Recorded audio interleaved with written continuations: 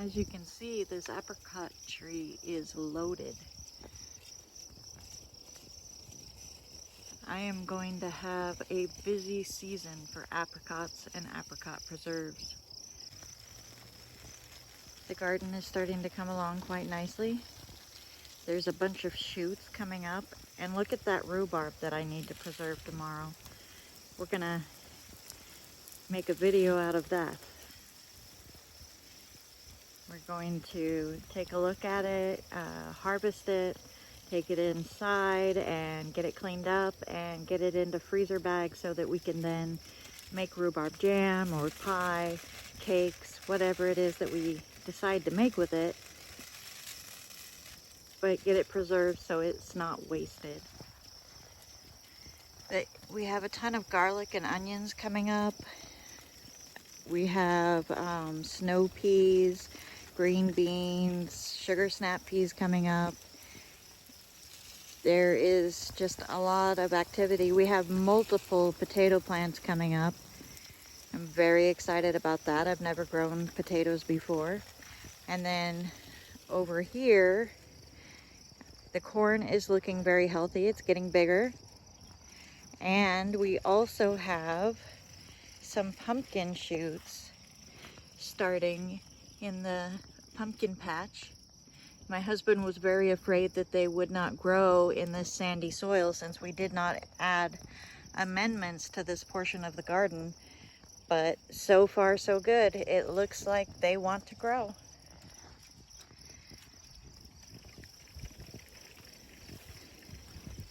The raspberries that we planted, well, the first 5 were just roots and the stem, and they really did not do anything. I'm pretty sure that they are dead. I'm supposed to be getting some more raspberry plants from a friend of the family that has a bunch of rooted plants that are leafed out that should grow quite well.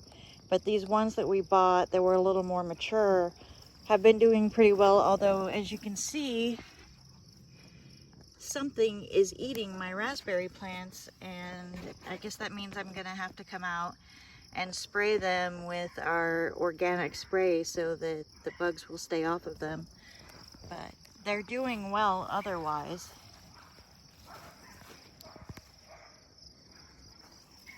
This one was looking a little drab, but it had a lot of dead material in the center. And so the one day that I did the watering video for everybody, I sat down here and cleaned all that out. And since then, it's really grown a ton. So I think that was the right call. I've been watering the blackberries every other day. Sorry, that was my alarm for the water to switch it to another position. But these blackberries are really starting to look full and beautiful. I know last year I couldn't even keep up. I picked blackberries every other day and still had to have my mom come in and pick some for herself and for her friends because there just were so many of them. But I'm excited. It looks like we should have a very fruitful summer. Our trees are looking full and beautiful, as you saw from the apricot tree. I mean, it's loaded. And I have another one on the back portion of the property back there. So it's going to be harvest season is going to be intense around here. But I'll show you another view of this rhubarb plant that's completely just, I'm amazed by it. It's massive. But I gotta get in here and get all these ripe ones out of here before they're wasted. I can see that some of them aren't ripe, but there's a lot in the center that are. And I've never done much cooking with rhubarb, but I don't like feeling wasteful. So we will come up with some recipes so that we can use it. And then this is the horseradish. As you can see, it's just taking over. We have it there, here, there, massively here. And I mean, I like horseradish. If I eat a steak, I want horseradish on it. But I don't know what to do with that much horseradish. I'll have to see. There's a free kitchen locally that does a lot of stuff for the homeless and for just for people down on their luck, and I like to give to them what I can. And so I'm sure there will be a ton of fruits and vegetables and, you know, different things that we pull out of the garden that will be going to that kitchen so other people can enjoy it, because I don't want it to go to waste and I can't use all of it. I'll try to use it to, you know, the max that I'm able, but at the end of the day, some of it has to be gifted to others because there's more than we can reasonably use. Anyways, I'm a little out of breath because I've been up and down looking at the plants and dealing with the water. I'm trying to set up a watering system that works, because when I leave on my trip on the 27th, my husband will have to come home from work and take care of the watering, and that's at midnight. So I need it to be as simple for him as possible. So right now I'm trying to figure out what works well and easiest for him.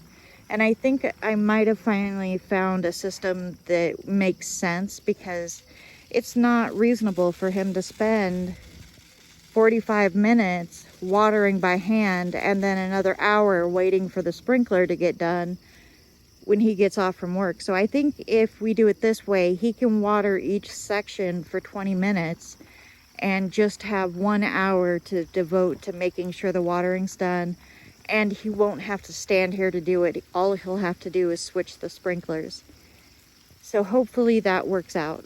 I really want this to not be a huge task for him. So yeah, this is where we're at. I know on the videos I'm putting up right now, we haven't even planted plants yet, but it's so nice seeing everything in the ground and, you know, doing well. It's such a relief. You know, I have high expectations, and it's a relief to me to see that it's looking promising, and that makes me so happy. I hope this summer is, you know, a great summer, and that my family is happy and healthy and prospering, and that, you know, doing all of this can do some good for not only us, but for others as well. Anyways, I'm gonna sign off, switch this water out, and try not to get behind because the sun has gone down and it's getting dark. All right, y'all have a good night. I'll see you in the next video. If anyone knows what kind of flowers these are, can you put it in the comments? Because I don't know, but I sure do think they're pretty. They're really beautiful. I would plant some more of them if I knew what they were. This is the oldest tree on the farm. It is a Lincoln pear tree, and it was planted in 1940. So that means this tree is almost 85 years old, and it produces a ton of pears. I canned a bunch of them last year. They're very, very good. This lilac tree is looking lovely, but all of the bloomed lilacs are on the top of it, and I can't cut any because they're up too high. And maybe that sounds whiny, but I really just want some lilacs on my dining room table. My grandmother used to do that when I was young, and I always thought they smelled so good, and it always reminded me that summer was on the way. and I really want to do it, but they're way up there. And me and ladders don't mix. Oh well. They've got to come down sooner or later. It looks like there might be some white ones over here. That has potential. I just found some more of these beautiful straw-like flowers. They're very pretty. I don't want to cut them because then they'd be gone. And the roses, these are yellow roses here and they're starting to bloom. I'm excited for the roses to come in. It was so beautiful last year. I remember when we were looking at the property and the roses were all in bloom and everything was in bloom. And this place was just, it was enchanting. It enchanted us right into the bank. That's what happened. And I have some irises over here. It's just gorgeous. I love this property. It's a very neat place. It's kind of like being in your own, it's kind of like being in your own world, even though we're not very far from town limits. I mean, I say town limits, the town is like 1,300 people, but still, we have this beautiful barn, and this has been here for a very long time.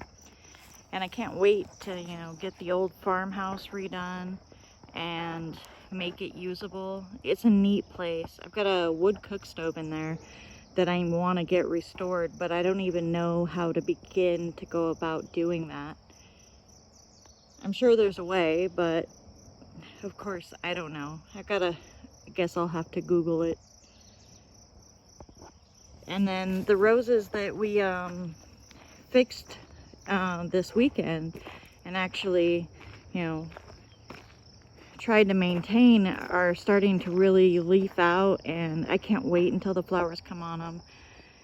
They are the prettiest pink roses I've ever seen. I probably will end up planting some more roses, but I know that they take a lot of maintenance, especially at first, and I don't want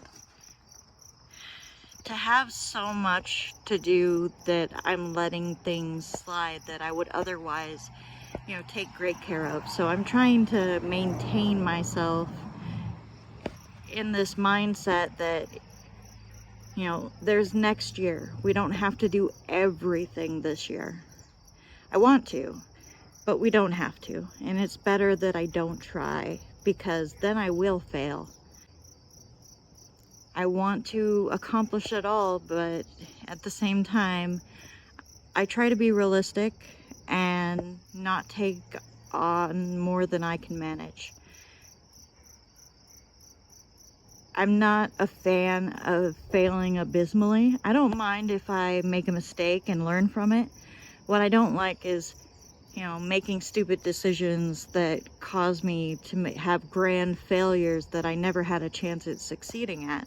Because then I wasted my time, usually my money, and all I've proven is that I'm not good at understanding the reality of what I'm capable of, and that's not a good feeling. So I try to avoid that.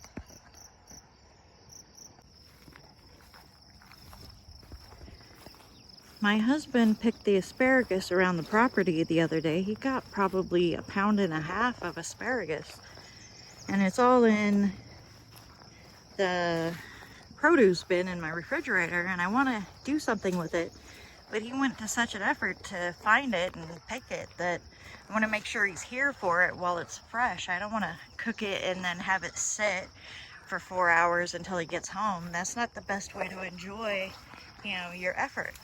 So I think it'll have to wait till the weekend. I think it'll make it that far. One of the patches that we get asparagus from is right here. And as you can see, there's asparagus right there. And another one coming up right there. And right here as well. And then we have an entire raised bed full of asparagus on the other side. It's actually in the garden next to the rhubarb and the horseradish. So I'll have to show that to you sometime. I don't think I have already. But we also have some. But the point of this was that we also have some that's pointed out here, or planted out here semi-randomly, and you kind of just have to walk around the farm and then you come across it.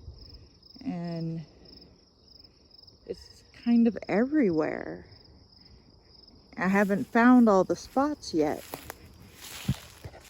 And then back here, crazy story, my mom picks huckleberries in the summer and she sells hundreds of gallons of them to, you know, local buyers. And so huckleberries you can't really cultivate. They don't really grow right because the roots are all interconnected, so you can't take a cutting or anything like that. You kind of have to get lucky. So we decided, and this is, you know, the easiest way to try to cultivate huckleberries is to plant it in its natural form after it's already passed through the bear. So what we do is we just dig around those spots so we get the dirt, and you know, the bear scat and the huckleberry seeds all in one, and then we just plant it back here in this shady spot. We're high enough elevations that it's quite likely that it could actually grow here. So we planted it back here and we've just been waiting for it to come up. Now, my mom, she knows huckleberries. I mean, she can tell from the second they peek up. But we planted it right back here, and we do have a couple of plants that are coming up that look kind of promising. Like they could possibly be huckleberries. So, I mean, when next time she comes by, I'm gonna have her check because she'll know. And if not, we'll do the same thing until we get lucky. But regardless, you know, it sounds like a crazy thing to do, but if you want huckleberries on your property, you kind of got to get inventive because planting seeds of them doesn't work. So we decided to try something else. Okay, I have a moral question. This is a moral question, and I know that the neighbor probably would not mind, but you see that fence right there? That is the neighbor's fence. That is her lilacs with those perfectly bloomed lilacs right down where I could pluck them off. And they're on my side of the fence. But I don't know what I should do. I feel kind of icky about, you know, taking flowers from her plant. I mean, I get that it's on my side, and that's a good point towards me doing it, but at the same time, if I go ahead and take those and she gets upset, I mean, it is off of her tree. I don't know. I'm gonna think about it. Talk to my husband about it, see what he says. Or maybe I'll tell him about it and he'll come sneak over here and grab them for me, and then I won't have had to make the choice. That's bad, Shane. Bad, Shane. Don't think like that. Anyways, the ridiculous conversations. The whole thing, we started with bear scat and it just slid. But here's the irises. They're beautiful. Absolutely beautiful. And then the grapes are blooming. I love it. This place makes me happy. Just happy. Every time I walk around out here, I'm happy. And that is a wonderful feeling. Woo! Looks like my lilacs over there are bloomed. Ah! Conundrum solved. And then there's peaches on my peach tree. Look, there's peaches.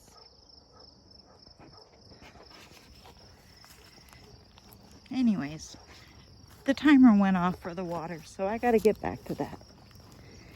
It's time for the final thing where I move the sprinkler back over, and then I turn it on for an hour on that side of the garden, and it's done for the night.